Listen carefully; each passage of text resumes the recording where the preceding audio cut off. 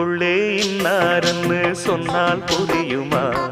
அது கொஞ்சி கொஞ்சி பேசுறது கண்ணில் தெரியுமா?